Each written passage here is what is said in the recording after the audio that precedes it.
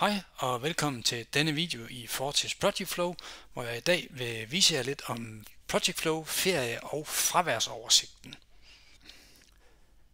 Herinde i Project Flow på PMO-siden, der har vi siden ind under ressourcestyring, hvor vi kan oprette vores fravær og helligdage, altså feriedage, helligdage osv. Og det er selvfølgelig også her, at vi kan godkende de ferieanmodninger, som kommer fra vores brugere i Project Flow.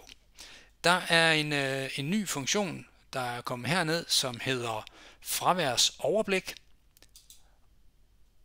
Og det som den funktion gør, det er, at den laver et grafisk overblik over de fravær, som vi har registreret i Project Flow. Og som I kan se i eksemplet her, jamen så har Alina, hun har noget ferie her i uge 46, og Chris, han har også ferie i uge 45, og Emil, han har ferie i 45, og så skal han lige på uddannelse i 3 uger. Og vi har Liadona hernede, som er på barselsorlov, og det strækker sig over et stykke tid her. Så kan jeg scrolle frem og tilbage her. Jeg kan selvfølgelig også gå op i mit filter og søge ud. Nu vil jeg kun se specifikke uger eller specifikke tilstande osv., som vi kan så mange andre steder i Project Flow. Hvis jeg nu for eksempel lige vil gå ind og sige, nu koncentrerer jeg mig lige om december måned, fordi det er nok en måned, hvor der er noget fravær.